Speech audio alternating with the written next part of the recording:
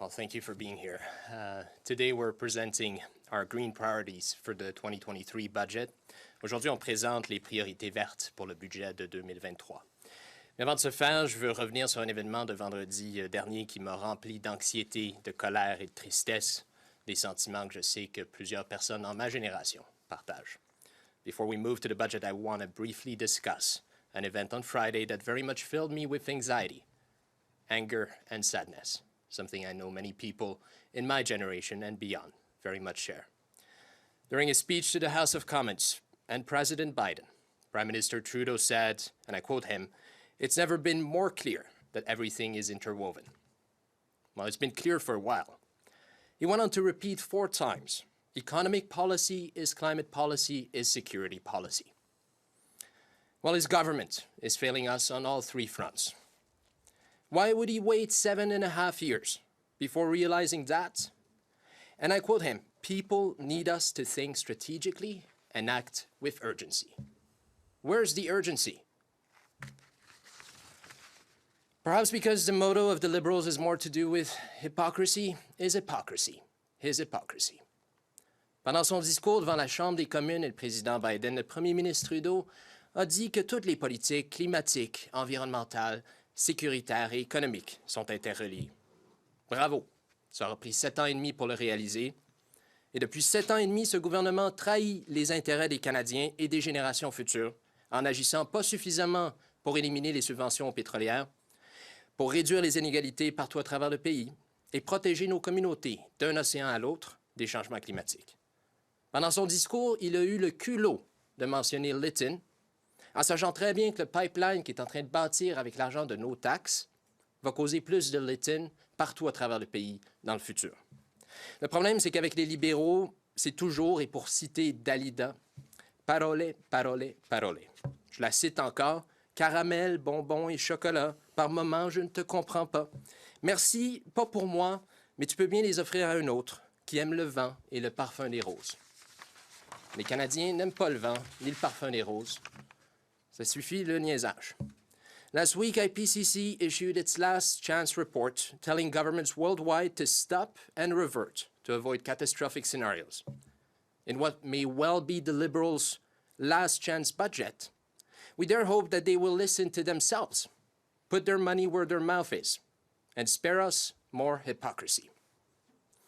La semaine dernière, le rapport de la dernière chance du GIEC était sans équivoque. Les gouvernements de la planète doivent faire un turnaround, changer de direction pour éviter plus de catastrophes climatiques. Dans ce qui pourrait être le budget de la dernière chance des libéraux, on espère qu'ils vont nous éviter plus de parole, parole, parole et qu'ils vont mettre leur culotte pour protéger les Canadiens et la planète. Elisabeth? Merci, Jonathan. C'est Jonathan Pedneault, évidemment, chef adjoint en Parti vert du Canada. C'est un honneur pour moi de prendre la parole aujourd'hui. I want to acknowledge we're on the traditional territories of the Algonquin Anishinaabe people and joined also by Mike Morrice, MP for Kitchener Centre. Aujourd'hui, nous avons la présentation de nos demandes pour le budget de 2023. We're ready for tomorrow's announcement, and as always, we have hopes. Le budget 2023 doit prioriser les peuples, les Canadiens et la planète. Nous avons, pour moi, je peux parler sur les questions de climat, comme Jonathan a déjà dit. Le gouvernement du Canada a un bilan affreux. The Canadian government remains with the worst record in the industrialized world on responding to the climate crisis. As Jonathan just said in the Prime Minister's speech preceding President Biden's speech, there was a great deal about climate and security, but it's the United States. I mean, this is horrible for me as a Canadian to recognize how much worse our record is than that of the United States. In the United States, President Biden put John Kerry in at a senior position in the White House, a whole-of-government approach that put the climate crisis where it belongs as a security threat that permeates everything. Here in Canada, we still treat it like an environmental issue and put to the side with Stephen Guilbeault as Minister of Environment and Climate Change. It's not good enough. We're hoping, and what we've demanded in this budget, first of all, stop wasting money on fossil fuels. We have no indication yet, despite Chrystia Freeland saying so last year, not another dime of public money will go into the Trans Mountain Pipeline. That means you have to cancel it. There's no other way to avoid putting money into it. The strategy of so-called de-risking it and somehow transferring it to Indigenous peoples will involve Canadian money, for sure. And it will involve violating Indigenous rights of the Tsleil-Waututh, Musqueam, Squamish peoples, Wasanic peoples who oppose having an increase of tankers loaded with dilbit that can't be cleaned up. $30 billion and counting for the Trans Mountain Pipeline. Cancel it. We must stop all fossil fuel subsidies, and we must look at the fact that Canada's 10 largest oil and gas companies had unprecedented profits, $66.5 billion in pre-tax profits. We need an excess profits tax because that money represents war profiteering. We do not need to allow that money to escape public coffers, as has been the case. Now, in the presidential communique between Canada and the U.S., the bilateral communique, there were some hints that one of the main asks in the Green Party budget priorities is to invest in our electricity grid, such that we have an electricity grid that works north-south and east-west, and with the capacity to treat our electricity grid like a battery.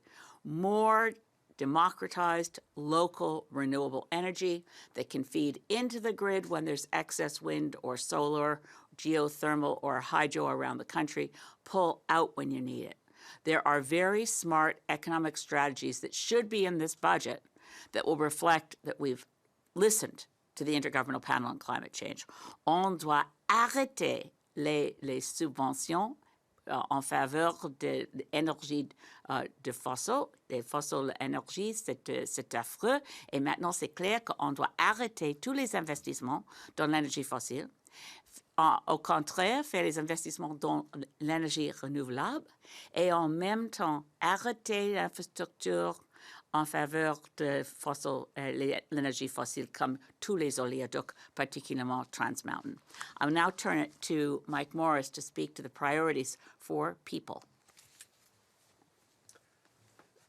Thank you so much, Elizabeth. No doubt it's our federal government who needs to ensure we stop allowing oil companies across the country to put their greed ahead of our children's future, to actually prioritize both people and planet.